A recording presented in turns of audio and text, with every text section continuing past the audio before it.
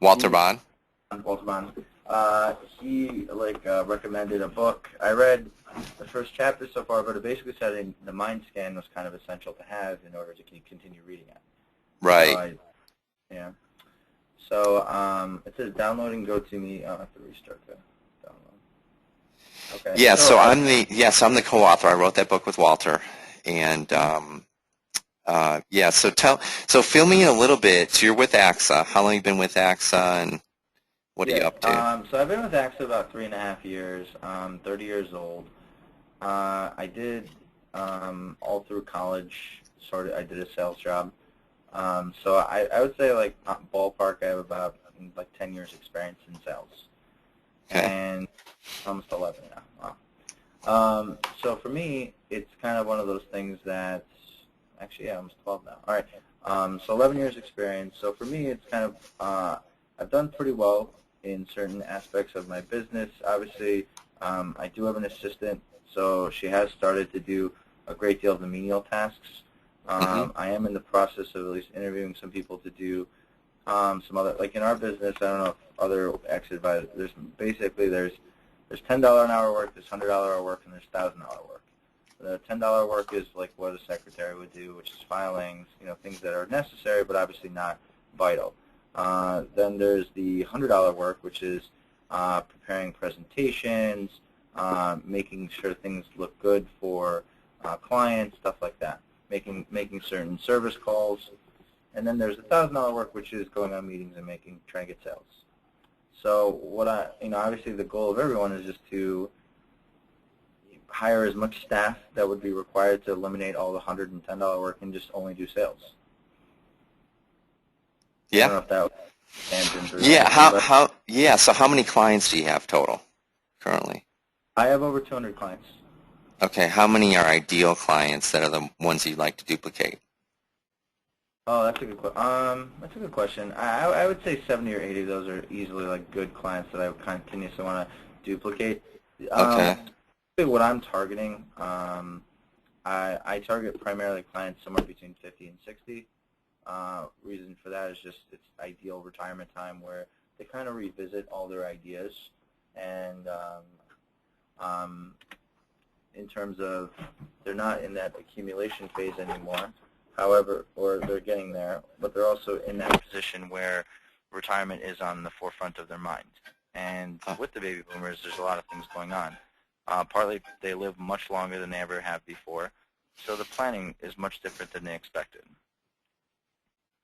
Okay, excellent. And those 75 or so, 80 that you feel like are ideal, are they a mix of products? Are they specific products? Are they in any industry? How would you describe them? Primarily, there are some. Those clients have 2 or 3 different products with me. That's what I consider an ideal client. For a number of reasons, I think that it's when you have 2 or 3, I think they're not going to leave you. If they only have one product from you, they just tend to not think of you in that light. Okay. As like an overall advisor.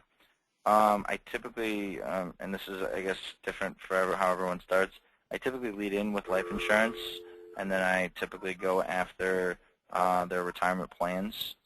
But obviously we do a comprehensive fact finder and everything like that. It tends to be that I usually lead in with the insurance, and then go down the line with retirement plans, and then if I can later on, if there's any additional money that they have, I would do some kind of short-term or mid-term saving strategy for them. Okay, excellent, good. And what are they in any type of industry, business owners, executives? You said retirees, but are they related in any way? So basically, a great deal of my specialty at first was CRM or client, basically unassigned clients within our firm. Okay, orphan-type clients? Yeah, exactly. I've actually done it's been a bulk of my business. Also, I've tried to branch out into different ideas, like whether it was cold calling or in industries, but that's also it's always been like a hard thing. I remember when I first started, it was always like lawyers, just because they were easy to call, but obviously they were very bad prospects, partly just because everyone else was calling them, and they're just generally not as wealthy as people think they are, Yep. especially Okay. the ones who start out in the first few years. Okay. So, yeah, so I'd say orphans are probably my specialty. And do But those orphans, are you gravitating towards anything specific with them, like industry-wise, or, it's an interesting opportunity that we're in. People are living a great deal longer than they ever have before. With that meaning that their life insurance is a lot cheaper now than it was many, many years ago, as long as they're still reasonably healthy. It's just how life insurance is priced. So I usually lean towards people like that. Also people whose policies are simply just not healthy, whether they've taken out a loan against it or they've just done, or they haven't been paying into it properly. So that's more my specialty, is figuring out how to efficiently have them pay for life insurance, whether it's lowering the cost, finding a specific product for them that typically has some investments but also has some guaranteed interest where they're able to get some relative return that would be favorable to them. The other thing also that I've noticed with people in that 50, 60 range is that long-term care, that's another problem that's been going on with our industry, which is it wasn't priced properly 20, 30 years ago, and people's premiums just keep going up, which is something that wasn't really explained well to them, so that's obviously something that they're very upset about. And we have one of our life insurance, 3 or 4 carriers in the industry have a long-term care rider on life insurance, which has always been a very big thing of their favorite thing of theirs as well. Just because they're able to take some of the death benefit while they're alive to pay for their, it's a good asset protection, as well as just giving them some level of clarity. Because what used to happen is a lot of people were broke and they had a life insurance policy, and people would take advantage of them through viatical settlements. So that rider is kind of hopefully taking, shortening that market up a little, which is good. Yeah.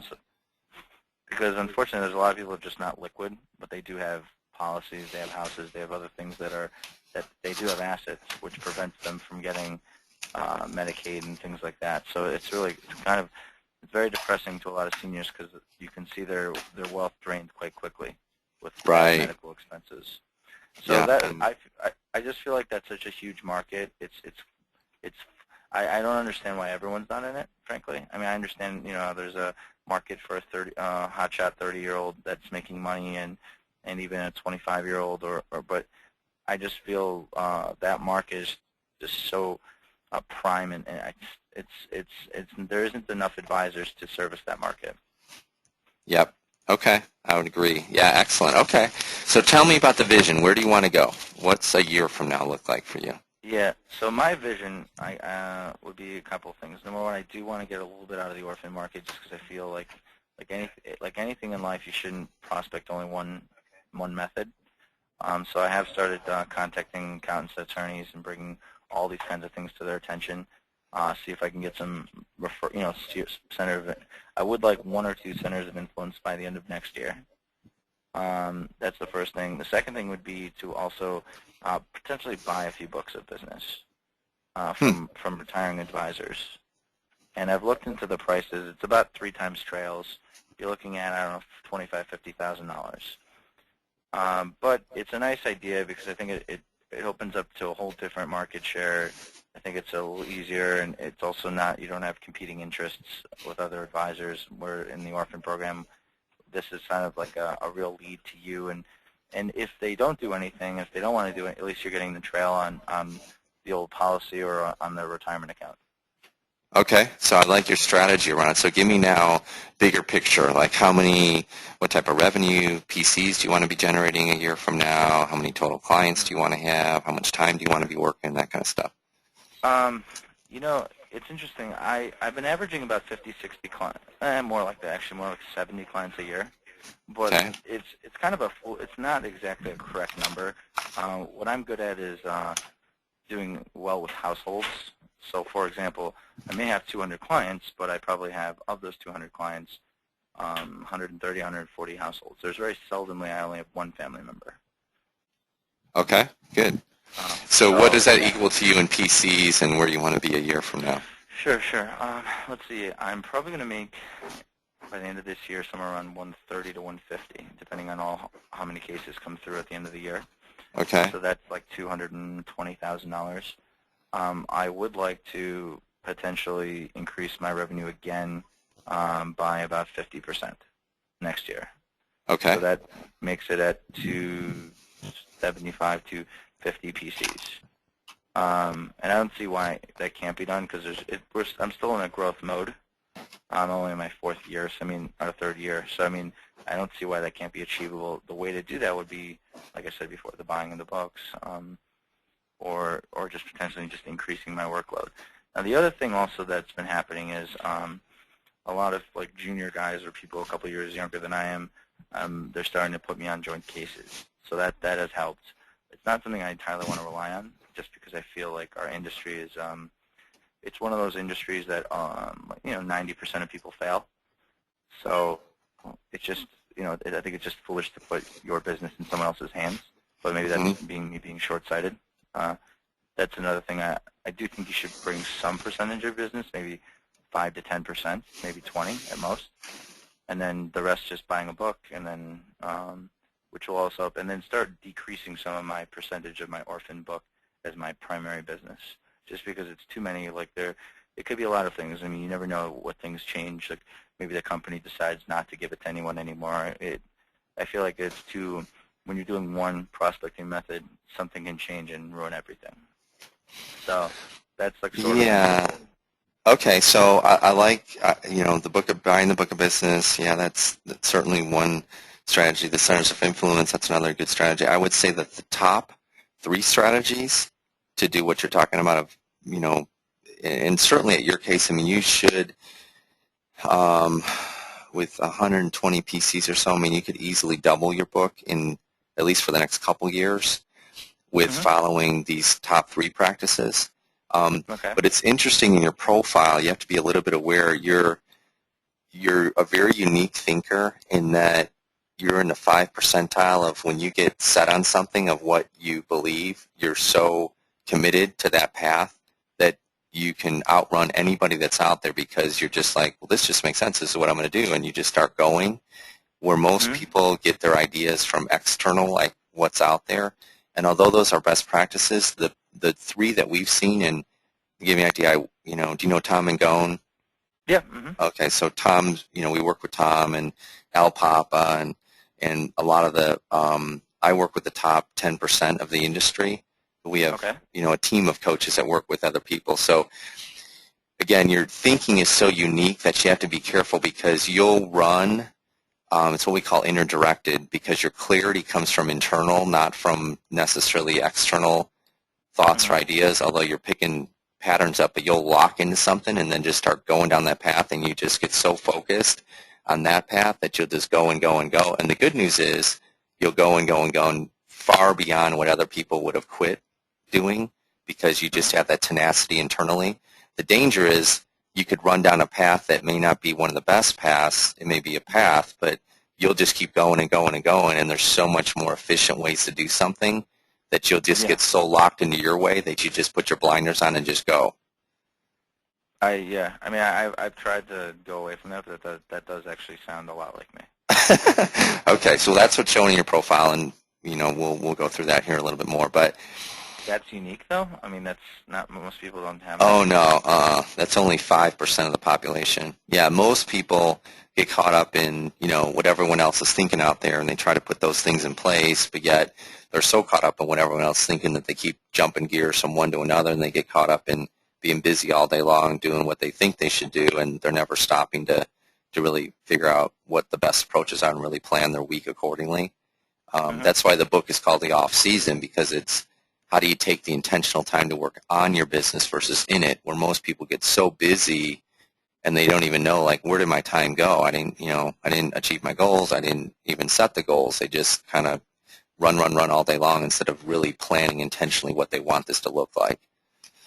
So the good news is where you are, if you truly have, 70, 80, 90 ideal clients, 200 clients total, that number is probably a little bit high from the numbers we've looked at. If you've got 200 total clients, your ideal clients, really looking at ideal clients both demographically and psychographically. Demographically would be like multiple products, fit into, that they're that 50 to 65 age group. They're, um, uh, so much revenue for you, so much household income. Those are the stuff we can measure. Even more importantly than that, though, is the psychographics, which is looking at, they're very coachable.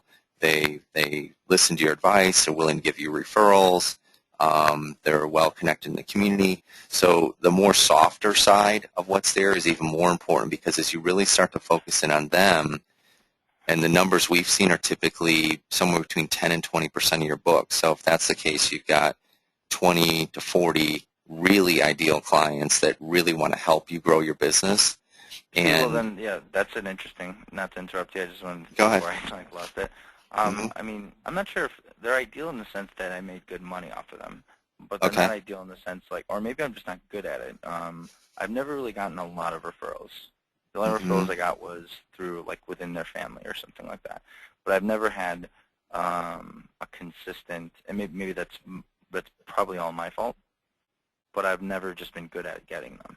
Yeah, you should be getting, if you're doing this the right way and following the right process around it, it's an easy process if you're doing the process, meaning that there's no weird conversations, there's no one feeling strange about what's happening. These are people that, have identified that truly want to help you grow your business and meet the psychographic and demographic, data points. So in the right practice, like in Tom and Goins, for these guys that have really done well, the Al Papas of the world, they've either intentionally or not intentionally tapped into this best practice. And the best practice is you should be getting at least 6 favorable introductions per ideal client per year, minimum. So if you've got 20 at least ideal clients, which is a very conservative based on a book of 200, then you should be getting 6 times 20 basically, so somewhere around 120 favorable introductions. And that's the best practice for a couple reasons, because if you leverage, buying a book, if you leverage centers of influence, depending on the centers of influence, you end up filling these dots up all over your book. So you end up with a lot of clients again, but you're ultimately back to, at some point, how do you duplicate your most ideal clients? Because that's going to give you the biggest lift of time, money, and fun. Because if you add, 10 new ideal clients versus 100 of anybody, then, you're leveraging your time much better. Yeah, absolutely. Right? So that's the concept, right? And so then it comes down to how do you do that in the best way possible? And that's where it gets down to looking at, okay, first start with, what does an ideal client really look like to you? That's why I was asking those questions earlier, is how well do you really understand that? And then using the grid levels to say, okay, demographically, psychographically, what do they look like?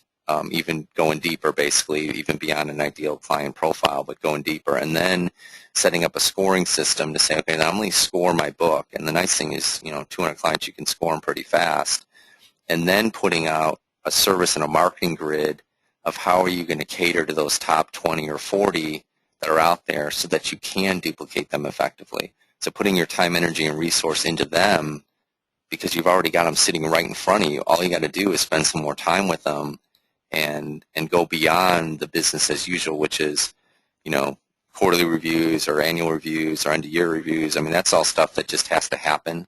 But I'm saying go beyond that and say, okay, wait a minute. How do I sit down with one of these ideal clients? So just give me a name offhand, that's someone that you really feel like listens to your advice, trusts you, respects you, you have similar values, similar interests. Yeah. Go ahead. Sure. There's one in particular that that I can think of as a good client. In the sense that he trusts me. I pretty much have all of his, and I'm actually having another meeting with him to take all of his assets that I don't have. And what I like about him is that he generally really likes me. His name is Frank Lamaquise. It doesn't really matter, but what's his name? Frank? Did you say Frank? His first name? Yeah, Frank Lamaquise.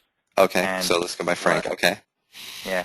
What I like about him is, I don't know, and I'll tell you kind of how I got the client, because it's a kind of a unique situation other than most of the other orphans. His father just paid a lot, way too much for his life insurance policy. He probably, just because he was underfunding it, he paid like $90,000 for a $60,000 death benefit over time, Wow. just because he was like 98 years old. I mean, it was just a very bad situation. Mm-hmm. And I sent him a letter, and he called me up. He's like, first, just want to know, are you with the company? I'm like, yeah, of course, I'm with the company. I sent a letter saying I'd like to reach out to you, blah, blah, blah. He's like, okay, well, why don't I meet with you? And his father was very healthy at the time, and we talked. He gave me a couple of accounts. He liked me. He was also in the business 25, 30 years ago, so he understood kind of how it worked in terms of insurance, how we did things, how we got paid. So that was a very easy kind of situation. The other thing that I thought was interesting about him was, we had a lot of similar interest in the sense that we like baseball. I mean, we had a lot of just common interests of that. But from a standpoint of work, he was for the most part a very blue-collar worker. And the other, which I don't come from an entirely blue-collar family, but I definitely come from a middle-income family at most. Okay. My mother was like a real estate landlord and an agent kind of slash that, and my father was a musician, classical musician. So on the one hand, I do have some of those. I understand some of that, the finer things in life kind of person, but I don't really identify as much with them. I'm more of a middle class person for the most part. The other thing is that, and I don't know if that's a good or bad thing. It's just kind of where I guess everyone can fake things, but for the most part, I definitely have more blue collar kind of tenacity than anything else. The other thing is that what I also liked about him is that, so unfortunately his father passed away about a year later, and I told him in a nice way, I guess he wanted to cancel the policy. I said, well, you paid all this money already, and your father really has nothing to give you. And believe it or not, I'm sure that in some regard he just wants to give you something for the sake of as a symbol of his success. So if I were you, I would continue paying this. And by the way, you never know. Your father's 90 years old. He may pass away in a year. Turns out he did pass away in a year, almost immediately.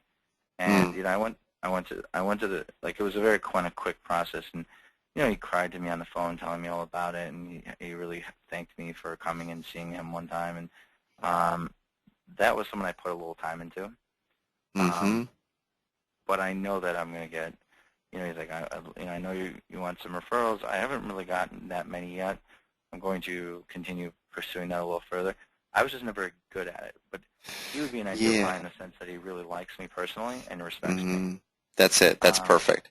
So that's what you're looking for, is the 20 of those that we can identify. Okay, so now let's switch the conversation. It's not around referrals anymore. It's around him understanding and a few things. Okay, so here's where the gaps exist now. So you've got someone identified. That's the first thing we have to do, and there's a process for that. Okay, so now you identified one of them. The next step on that is to now switch the conversation. So it's not around referrals anymore. We have to fill these gaps. So if I ask you these questions about, let's say that I was meeting with Frank, and I'm having a conversation about you, and I say to Frank, Frank, fill me in a little bit here. Do you know that Arthur wants to grow his business with new ideal clients just like you? Do you know that he wants to grow the business with new ideal clients just like you? What would he say to that question? Would he say, oh, yeah, I know that for a fact? Or would he say, no, I have no idea that he wants to grow with people like me? That's interesting. No, actually, I think it's funny because I think that he thinks somewhat that either I'm successful and that I don't really deal with a lot of his type of people and his income and this and that. And I've always said, no, Frank, if you have someone, I'd be always interested in speaking to him. Because he told me that when he was in my business, he, for the most part, worked with pizza owners and random things. I'm like, oh, I love those types of people because no one chases them, and I like the fact that I don't have that same competition as a high-powered person, and at the same time, I have not as much competition, that is, and they make a similar amount of money. And if someone's a good saver and has good a sense of belief of constantly trying to accumulate money, it's a much more important mental attribute to me than someone Mm-hmm. who has a very high income but spends all of it. Okay, there you go. Okay, so now you're identifying another psychographic need. Okay, so now we take it to the next level. So you're right. It's only about 5% of the population of ideal clients that even know that the advisor wants to grow their business with new ideal clients like them, let alone knowing they want to grow it, period. Okay, so that's the first gap that we have to eliminate. So that's a conversation that's real easy with them, right? Mm-hmm. Easy conversation. Okay, the next gap we have to eliminate is if I were to ask Frank, say, Frank, do you know why you're an ideal client to Arthur? Would he be able to answer that question to know why he's an ideal client? No, I don't think Okay, so there's the next one, and that's only about 3% of the population of clients from advisors that know that answer. Okay, so we got to fill that gap, and we need to be able to lay that out. So you need to know for yourself why he's an ideal client, which goes back to the psychographic demographic of knowing why he's an ideal client. Then I'd ask him next. I said, Frank, why is Arthur an ideal advisor to you? What is he doing that makes him totally different than every other advisor that's out there? Why do you want to work with him? Why is he helping you so much? Tell me about that. Would he be able to articulate why you're different than every other advisor that's out there? I'm not sure. I don't think so. No, and typically they can't. So that's about 3 to 4% also of the advisors, ideal clients that could explain that and articulate it. But not hard to do, but you got to get your arms around it first so that you could clearly articulate your value proposition and he knows why he's ideal to you. So now you have a match. So now you guys have put the puzzle pieces together between you. And then the next question is, okay, based on that, now you know you're an ideal client. You know I want to grow my business with ideal clients. You know why I'm different for you than anybody else that's out there. The next thing that we want to look at is I know you're a member at the church or you're a member at the country club or you're a member at wherever the places are that you know. What are some of the things I guess he works, right? Mm-hmm. Okay, so where does he work? At well, actually, that's where I want to get the referrals. He works at the Port Authority of New York. Okay, gotcha. Okay. So here's the next question. So instead of just asking for referrals or leaving it open like, oh, no, I'm open to talking to people here or there, the pizza owners or whatever, instead of leaving it so open in that conversation, it's a more pointed question. It's, hey, I know you work at the Port Authority, and we just talked about, you being an ideal client, why you're ideal, why I'm ideal to you. Who are some other people at the Port Authority that have similar values to what we just talked about? And you just stop and you say, well, gosh, I know Bill over there. He's a really good friend of mine. He's similar to me. He's got similar interests and seems to be a good saver. And I know he likes advice. I talk to him a lot. Great. Okay, Bill. Who else do you know there that's similar values to what we just talked about? Oh, da-da-da-da, da-da-da. Great. And I know you're also pretty involved with some of these pizza owners. You've done stuff there. Who are some guys you really respect there that have similar values to what we just talked about? Oh, well, there's Mary, and there's Sue, and there's Judy, and great. Okay, and I know you're also a member at the church. Who are some people there that have similar values to what we just talked about? Da-da-da, da-da-da, da-da. So now you get a list of like 12, 15 names or whatever it is, and you say, okay, now from this list, who are the ones from this list that you think would be really good for me to connect with that I could really help and serve in an amazing way? Oh, da-da-da, da-da-da, da-da. These are the 5 or 6 people that are from that list. Awesome. Now, here's a really important piece, this part. This is where most advisors completely trip up, even if they get through the first 9 steps that we just talked about.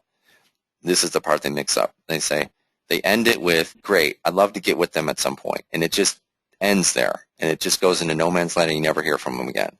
So here's where you have to take it to is coaching them on how to effectively make the handoff to you in a very easy and calm and relaxed, good way. Okay? So now you identified Judy as one of the people. How do you usually connect with Judy? Oh, when I connect with Judy, I go to lunch with her and catch up. She owns that pizza place over at so-and-so, and, we catch up every so often for lunch. Awesome. Do you think we can get together for lunch and you can just make an introduction to say, hey, it's a guy I've worked with. He's a good friend of mine, but we also connected a lot of levels. He's helped me a lot. I'd love to, maybe the 3 of us go to lunch. Yeah, sure, I can make that happen. Awesome. Now you got it in. Boom. Next one. Bill, I know he's a member at work. You guys connect a lot. How do you guys usually connect? Oh, on email. I always email in Bill all the time. Great. Could you send an email that copies me on the email saying the following? Dot, dot, dot, dot, dot, dot, dot. I've worked with Arthur for the last 2 years. He's really helped me a lot with my father passing away and understanding what was going on with the insurance stuff. He's really been a stable force in my life and really helped me a lot in these areas. I think the two of you guys should definitely connect. Here's each other's contact information. See how that all works? Yeah. No, it does. I mean, it's interesting because you're connecting. It's a referral on a much deeper level. So what you're saying is like these 3 attributes that you need are people who are like kind of like a saving mentality and like similar kind of concept. But I guess if you haven't had these conversations, I mean, is it awkward for as much? Because I guess like I've always, and this is always my own head trash, maybe why I never really asked many for referrals, was it simply just never. I always thought it was something that people who were not in business, I don't know, like even though I know that the most successful people still get referrals. So I guess do those people still, like the Tom Mangones and the Almambas, are they still constantly asking for referrals? Or Yeah, but they're not doing it in the traditional way of asking for a referral. They're not like, it's never an uncomfortable situation where someone's saying, oh, can you get me a referral? Or someone's saying, like you said earlier, oh, I know some guys at the pizza place, and who are those? It's not, it's just so natural and so smooth that it just flows. It's so easy. It's just part of the way they do it. And a lot of times they don't even know what they're doing. They just grow their business and they're like, wow, I'm successful. But as they even home in more on what they're doing well and do more of it, it increases even more. Okay. So it's not like, do you have a referral? You know, this is how we grow, you know, the traditional thing of, you know, the way you show your biggest respect for us is by, you know, that we've done a good job is by giving me referrals. Do you have any referrals? Right? I mean, that's total old school. It's got to be value-based. It's got to be where are they, where are you, and fill in those gaps. Okay. Right? I'll certainly try that. Yeah, so that'd be a good, and then you got to be careful because, again, there are head games going on yourself because you could just, your mindset would be, oh, I've got this figured out. I'm just going to go do it. You know, now, and so this to is really, book too, these types of. this stuff is not as detailed in there. What is in there is how to build out the proper VMAP. There's parts in there around favorable introductions. So there is some good outlines in there to help get that process started. But the book is really set up to start to think about this stuff more and lay out a plan that you can execute on. Okay. Yeah, to take the time to think about this stuff and not just kind of run through your day without taking the time to work on your business versus in it. Yeah, I mean, I remember, like I said, take 3 hours a week, you know, like a concentrated 3 hours somewhere and just do it. Yeah. But yeah, essentially, like that's, and there's a few other things that I've been doing more for my own head trash or just education, but like now I went on a qualified plan seminar just because one of my colleagues said, hey, we should go together. So I do want to get a couple designations in the next year and a half. I don't know if you're familiar with them. There's a qualified plan designation, a CLU, and a CHFC. Yeah. Obviously, that's, I believe, somewhat working on my business, but I've always believed that that doesn't really matter. That's almost bonus than anything else, partly because I think where it really can't matter, I mean, this kind of stuff is helpful, and I do want to like work on the book and figure it out, but I guess as far as the off-season goes, like, in those 3 hours, like what is it I should read? Because I know it says every chapter outlines like what you're supposed to be doing, but is there anything that I should really be, I think you said that VMAP is one, getting those referrals is another. I mean, is this also, you actually do coaching in our business as well? Yeah, we have 47 coaches on our team that coach into the financial services industry. So typically what we do, the book is kind of a starting point to say, okay, you know, you can follow that process and you can go through it. But if you really want to take your game up to the next level, then do a virtual coach or get a coach, you know, that's helping you. So every week you're working through this together with someone to help build out the best practices and do some role playing, you know, so that when you're having those conversations, they're really easy because you've already reviewed it and gone through it and you get it, you know, so. Of your 47 coaches, do any of them live in the New York area? Or? We do almost all of our work, 99% of it, on the phone. Okay. So, and we use an online platform, so there's a whole system that you'd follow. So the stuff that's in the book is online, and then you also have a coach walking you through it. So it's like, okay, I got what you said there, but let's modify this. If you thought about it in this way, if you looked at this, or I'm talking about buying a business, okay, before you spend that money, let's back up and make sure, is this, how many ideal clients are you really going to get from it? Have you really evaluated that book to make sure that it's in alignment with your overall plan? That stuff, to have someone that, that's all we do is work with advisors and helping them grow their business to create more time, money, and fun, basically, which is around duplicating your ideal clients. So, Yep. There's actually, I haven't read this book yet, but I recently got it as a gift. Something about, essentially what you're talking about is this market segmentation, and having that segment as your ideal client. And you're saying from a psychological standpoint and from a financial standpoint. Okay, it's an interesting point. Yep. Well, I think that, it's so important to understand who are your ideal clients and what's your unique value to them. Because otherwise you're just like every other advisor out there. It's like you said earlier, you were hitting on a really important point, and I don't know if you know how important it was, but you're like, this is where I'm focused. I'm really doing well on, this 55 to 65 and helping them with this particular part, and that becomes your niche, your specialty. It's what you really do well, right? And so how do you carve out that space and become the expert at doing that? Because now you're not like every other advisor that's saying, you look at these brochures and they list out 2 paragraphs of everything they can offer, disability and long-term care and health insurance and, assets under management and, portfolio management and, multi-generational planning. It's like, well, you do all this stuff? That's a lot of stuff. How do you really get specialized around what you do? Because then you pull in those most ideal clients into who you are. Well, I guess I always wondered this, and then even for yourself as a consumer, do you like the fact that, like, for example, someone says, I'm really good at this. I understand on a very elementary level the other facets of what we do, like, let's say financial planning, estate planning, this, that. But I have a specialist in every single field possible that you have here that could help you. Is that ideal, or is that not ideal, you think, for most people? That is ideal if you have a specialist. Like for me, I have a guy that specializes in, assets under management and working with business owners, entrepreneurs like myself. So he really knows my industry. He knows the stuff I'm, dealing with, unemployment and severance packages and, just all the ramifications of what's going on in an entrepreneurial mind around what's there. And so he helps me with the assets. Then I have someone else that specializes in life insurance, and he's really good at understanding how do you leverage that in the best way to get the tax advantages and based on being an entrepreneur and what you're doing. So ultimately, if you have the alliance or the teaming set up, which AXA is really great at, where the team is set up that each person has a specialty and you guys do joint work, then that's the best case. Because now you got one firm, one group that's able to do what it is, but you still have people that know a product and a space really well. Right? It's kind of like a doctor's office, right? You go in there and meet with the generalist, family practice, but then if something comes up, they go, oh, you need a dermatologist, let me give you this referral, or you need this, and they operate within the network of the hospital system.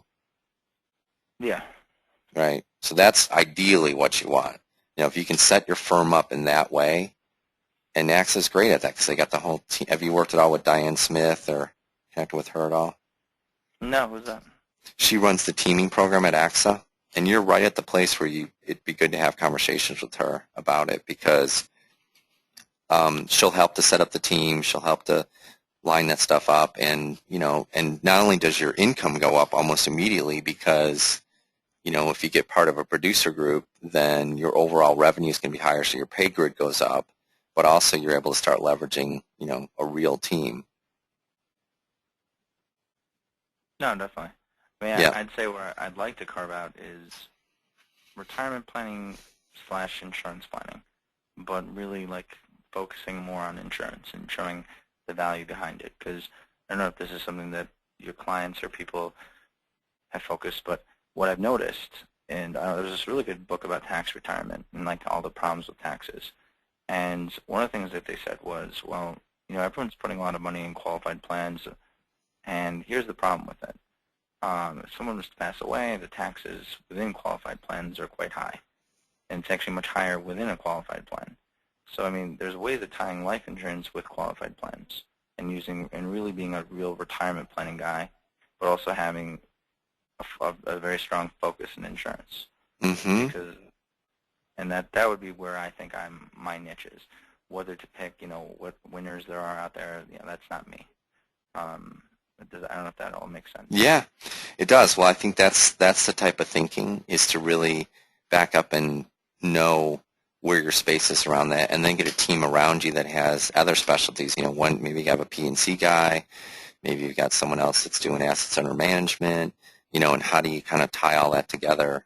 And again, your income jumps almost immediately, which is nice, but also you're part of a bigger group and a firm. That's where you're really building a business, not a self-employed slave model. Right? Yeah, no, I mean, and also it seems like Mangone, for the most part, I've heard him speak several times. I mean, he's in a position in his life where he's working 4 days a week. I mean, I'm sure it's very hard 4 days, but it's still 4 days, and that's has a very big team of very many people, and really probably doesn't probably does, if any, work that's not entirely driven to the sale. So. Well, and that's the other part, is when we look at sweet spots, is that top advisors, or anyone I think that's successful, is spending 80% or more of their time in no more than 3 sweet spots. Right? So as an example, with me, I'm spending my time I have 9 people I work with. Tom Mangone's one of them that I work with personally. So I have 9 clients that I'm working with. And then I've got big strategic opportunities that are out there, like AXA as a whole. We're putting a lot of focus on AXA, and that's why we're having the call now, because AXA, from a bigger picture standpoint, there's a lot of opportunity for us there. And then I'm working with my coaches. So our top coaches, I spend time with them. So 80% of my time is spent in those 3 areas. So same thing for you, is to look at, where's the best places to spend my time, and then how do you put your admin or your team in place so that you can spend more time in your sweet spots. Because that's where you want to get to, is 80. Because then what happens, like in Tom's case, he has a lot of time, money, and fun, because the time he is spending is in places that are fun. It's the intersection of his passion, his purpose, and his profit. What is he most excited about? What generates the most income for him? And what is he naturally good at? And that's where you want to home in. So those are all parts. And the book really gives you an outline of all these pieces. But again, coaching is going to accelerate it significantly. But then it comes down to, where are you in your career to afford investing in yourself, because you got to look at, what's the timing of all this. I mean, can you put resources and time into investing in yourself? Like Tom says, I can't imagine not having a coach. I mean, it's like there's no one that focuses more on my business than my coach, because I'm always thinking about, okay, what if he did it this way? What if have you thought about this? Have you done this? What about this? How could you go here? What about that? We're always pushing the envelope, so he's always playing the game at a high level. But again, it comes down to, do you have the time and do you have the resources to say, yeah, I want to take my business next level. It's a good investment, and I'm ready for that now. Versus, no, I just can't. I'm just not at the place to do it. I'm strapped. I'm, financially in a tough space, or I just don't have the time because I'm doing this other stuff. And so, it depends on just where you are. Okay. So. No, that's very fair. Yeah. So I guess that's the next question. Where are you in that? I mean, is it the right timing for you, or is it, shoot, I'm just barely making enough to, eat every week type thing, I'm doing much better than last year. I mean, I even spoke with a coach last year, and it just wasn't the right fit for me at least, and it just didn't. I still wasn't at a consistent where I was. I was making money, but I wasn't making consistently. I would say this year has been a much more consistent year, which makes me personally feel more comfortable. No, of course, it's time to invest, and actually, in some regard, like having more money has probably made me more less focused in trying to figure out what's the next step. So, I mean, I think that this has at least been helpful to figure out, is this the right plan? As far as paying more money, yeah, I mean, that is certainly something that I'd like to put in my 2013 outlook and do. And like you said, the whole off-season concept does make a lot of sense. And here's the other thing. I mean, it's always like if the biggest advisors have coaches, clearly they're doing something to help them. And I really believe that no matter how much money all those big people make, if they didn't find something valuable in the service, they would have gotten rid of it. Right. Yeah, and we've been working with Tom now for a couple years. Mm-hmm. So no, certainly I feel some level of value behind it. I guess it's just a matter of, yes, is it affordable? Is it something I can do time-wise? Time-wise, I'm not that bad. I feel like you can find 2 or 3 hours in a week, or however. I guess, what is the time commitment for something like that? Yeah, you're looking at an hour of assignments per week, and then an additional an hour of actual phone time per week, at least initially, and then an additional 2 hours of assignments between there to work on something. So the first 6 weeks is more intense than when it gets to after that. There's 3 phases to it. Phase 1 is understanding yourself and where you want to go. So it's kind of like if you're a rocket ship and you want to go to the moon, we got to get really clear about who are you and where you want to go. What's your unique value proposition? What do those ideal clients look like? What do you want to create 1 year from now? So that pretty much happens in the first 6 weeks. So during that time, you've got an hour call per week, 45 minutes to an hour, and then about 2 hours of assignments.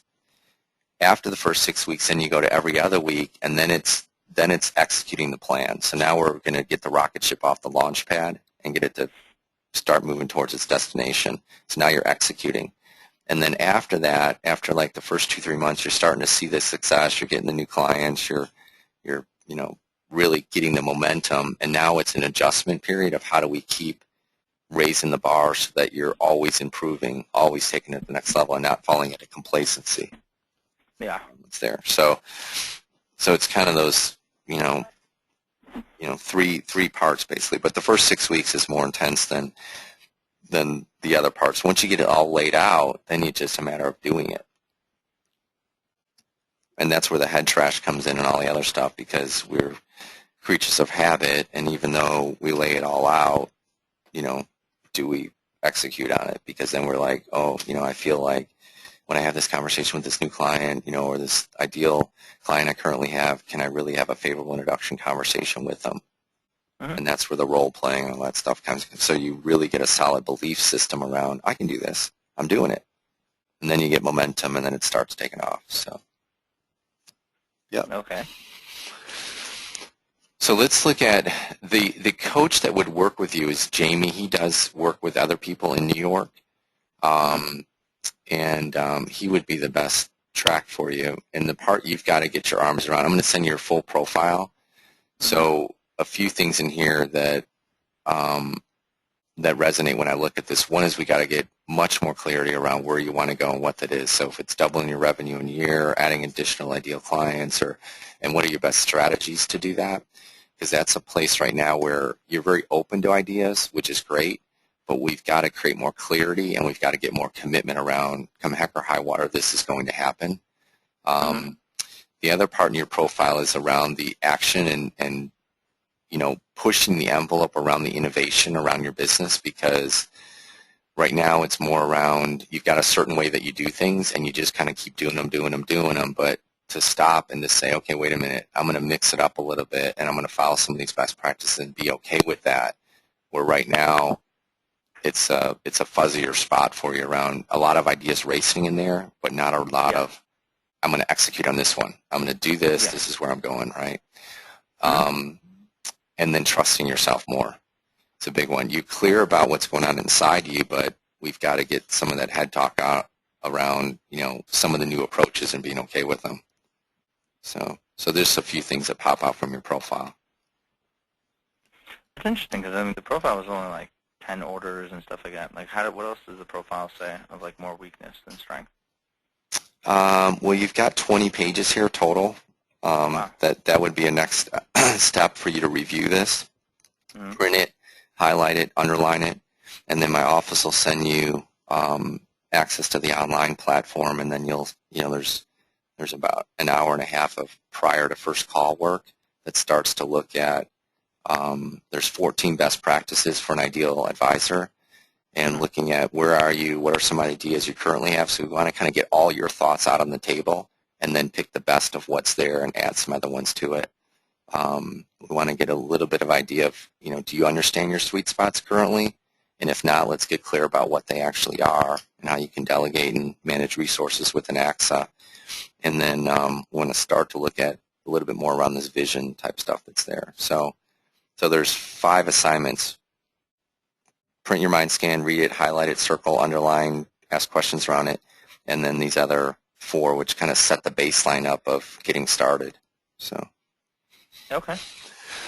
Well, let's set up a call for early next week. What looks good on your calendar? Sure.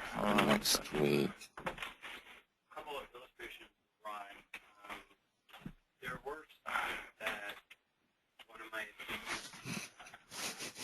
if Ron herself requested. I don't know if you can pull those up and use those as a starting point. Well, it wouldn't come up under me, but my last name is Miner, F like Frank.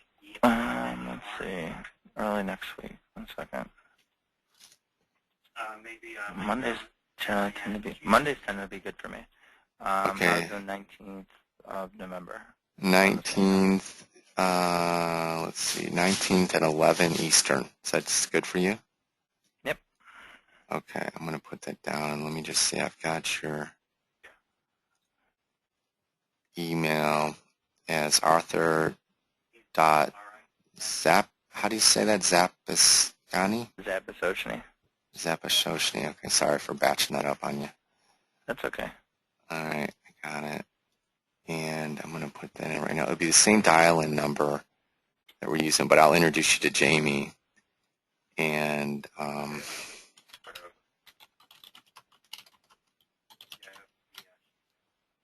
or the other person who we do want to, but it's Donna Gallo. yes, OCHN.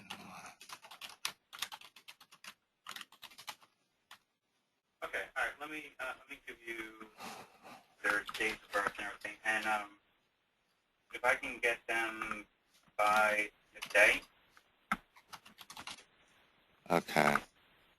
All right, hang on 1 second. All right, so you'll see an Evite for this, Membership. Okay. similar to what you just got. First client is Same GoToMeeting, except this time try to get on a little bit earlier and click on the link there, Okay. January. so we can go online. And then look for another email from my office with the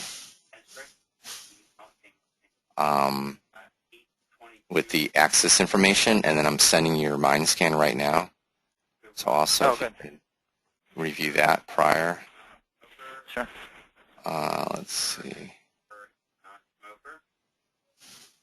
We're looking to do $1 million for the death benefit. There will be no 1035. Okay, well, here's what we're looking to do. I'm just reading my notes here. And should I block out like a half an hour, 45 minutes? Yeah, 45 minutes would be good. Option 1 as single sum. Single pay. And All these current assumptions.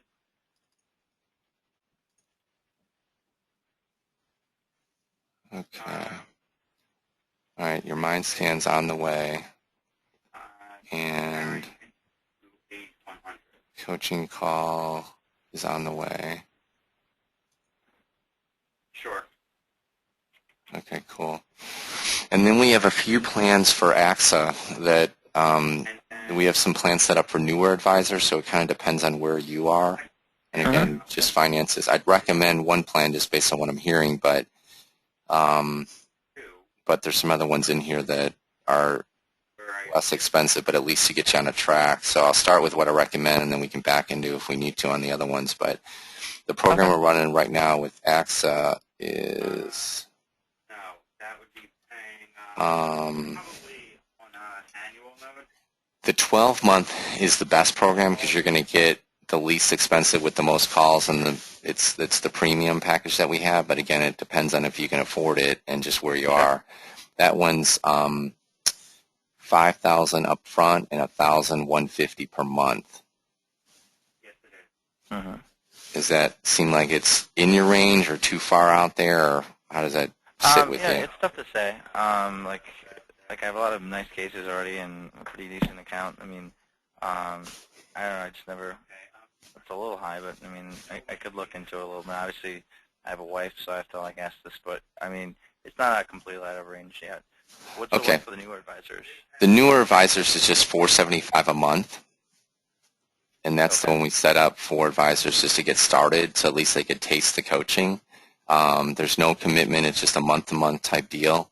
But it's only one call a month, and typically you need more momentum. But at least what you can do with that one is get started, and then start getting some ideal clients and close some of the cases at the end of the year, and then say, okay, now I'm ready. Maybe you jump on your first call, and you'll still have access to the full platform, the MindScan, all this kind of stuff, but it's kind of a starter point, just say, okay, I'll, start there, let's get some momentum going, and then I'll adjust, maybe when you get the cases closed, you can adjust next year.